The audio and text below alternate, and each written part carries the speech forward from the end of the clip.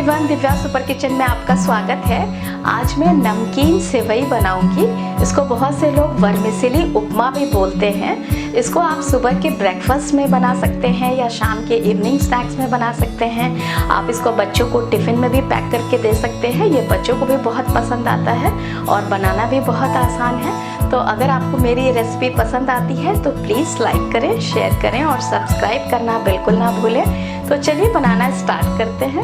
सेवई उपमा बनाने के लिए देख लेते हैं क्या क्या इंग्रेडिएंट्स की ज़रूरत होगी। ये मैंने 1 कप रोस्टेड सेवई लिया है और 1 बड़ा प्याज को मैंने ऐसे बारीक चॉप किया है और 1 चुटकी हींग लेंगे और 2 लाल सूखी मिर्च लेंगे और 2 बड़ा चम्मच मैंने ये रोस्टेड मूंगफली लिया है और आधा छोटा चम्मच मैंने ये लाल मिर्च का पाउडर लिया है और 2 हरी मिर्च को मैंने बारीक चॉप किया है और ये कुछ करी पत्ते लेंगे और 1 बड़ा चम्मच मैंने ये अदरक लिया है जिसको मैंने बारीक काट लिया है और 1 छोटा चम्मच ये उड़द का दाल लेंगे।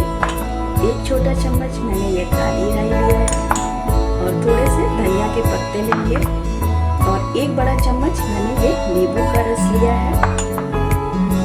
और सब्जियों में मैंने ये सारी सब्जियां ली हैं। सब्जियां आप अपने मनपसंद कोई भी ले सकते हो। आप फूल गोभी ले सकते हो, पत्ता गोभी ले सकते हो। मैंने ये सारी सब्जियां ली हैं। इसमें मैंने ये 3 तरह के कैप्सिकम लिया है। आप चाहो तो 1 तरह का भी कैप्सिकम डाल सकते हो। और ये थोड़े से गाजर हैं जिसको मैंने छोटे छोटे टुकड़े में काट लिया है और ये फ्रेंच बीन लिया है जिसको मैंने छोटे छोटे टुकड़ों में काट लिया है। 2 बड़े चम्मच मैंने ये मटर के दाने लिए हैं और ये 2 बड़े चम्मच मैं रिफाइंड ऑयल यूज़ करूँगी। तो चलिए बनाना स्टार्ट करते हैं। तो सबसे पहले मैंने एक पतीले में पानी को बॉईल करने के लिए रख दिया है। पानी जब बॉईल हो जाएगा फिर मैं सेवई डालूँगी। सेवई में मैं ये रोस्टेड वाला सेवई ले रही हूँ इसलिए मैं ऐसे डायरेक्ट ही डालूँगी। आप अगर रोस्टेड वाला सेवई नहीं ले रहे हो, प्लेन सेवई है, तो आप उसको घी में या तेल में थोड़ा सा रोस्ट करके और फिर उसके बाद इसमें डालें। ये पानी बॉयल हो गया है, अब मैं ये सेवई डाल देती हूँ।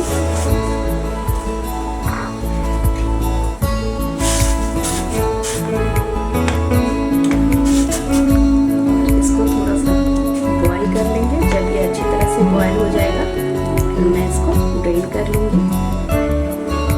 तो देखिए अब ये अच्छी तरह से बॉयल हो गया है। बॉयल होने के बाद इसका कलर ऐसा हो जाता है। छन्नी में छान लेती हूँ। गैस बंद कर देती हूँ और छन्नी में छान लेंगे।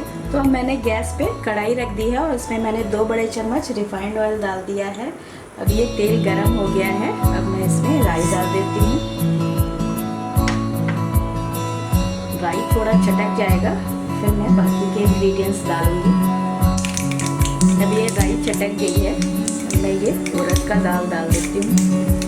उड़द दाल को थोड़ा सा फ्राई कर लेंगे। उसके बाद ये अदरक डाल देंगे।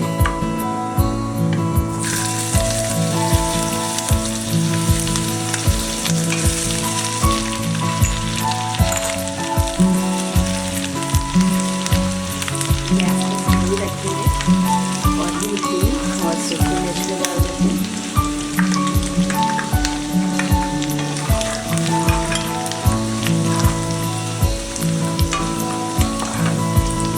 करी पत्ते भी डाल देती हूँ।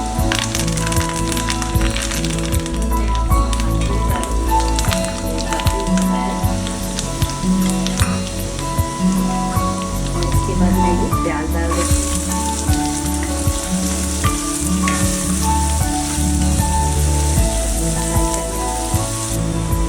ये प्याज का कलर चेंज होने लग गया है। अब मैं ये ग्रीन चिली डाल देती हूँ। अगर आप कम तीखा खाते हैं तो आप हरी मिर्ची स्किप कर सकते हैं। इसको थोड़ा सा मैंने फ्राई कर लिया। अब मैं ये रेड चिली पाउडर को डाल देती हूँ। ये ऑप्शनल है, आप चाहे तो स्किप कर सकते हैं। आप चाहे तो यहाँ हल्दी पाउडर भी डाल सकते हैं। मैंने इसको फ्राई कर लिया है। गाजर और बीन्स भी डाल देती हूँ।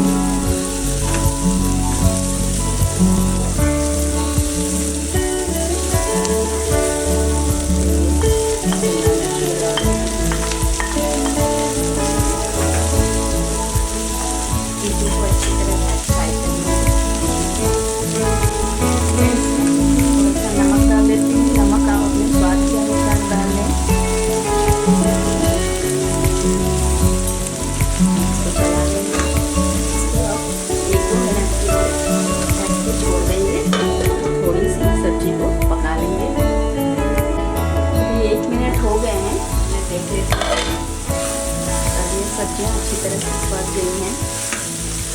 मैं ये मूंगफली डाल देती हूँ। ये मैंने रोस्टेड मूंगफली डाला है। अगर आपका मूंगफली रोस्टेड नहीं है तो आप थोड़ा सा तेल में इसको फ्राई करके डाल सकते हो। सेवई डाल देती हूँ।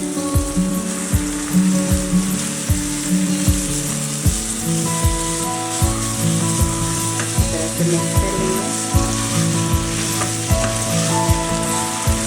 कितनी कलरफुल दिख रही है क्योंकि इसमें मैंने जो सब्जियाँ यूज़ की हैं काफ़ी कलरफुल सब्जी है।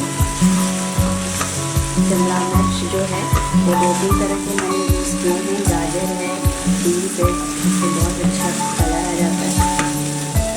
1 मिनट के लिए पका लेंगे।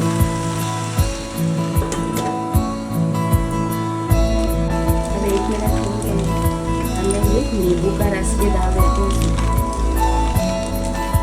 आप चाहे तो यहाँ पे मैं नींबू डाल रही हूँ खट्टे के लिए। आप चाहे तो आप टमाटर भी डाल सकते हो, तो आप टमाटर सब्जियों के साथ भी डाल लें। अगर आपको टमाटर पसंद है तो आप टमाटर भी डाल सकते हो।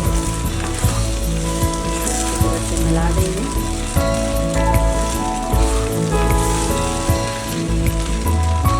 1 मिनट के लिए और पका लेंगे। तो मैंने 1 मिनट इसको चला दिया था। ये तैयार हो गया है। आप चाहे तो इसमें थोड़ा सा चिली सॉस या सोया सॉस भी डाल सकते हैं, इससे भी टेस्टी लगता है। तो मैं इसमें थोड़ा सा धनिया पत्ता डाल देती हूँ।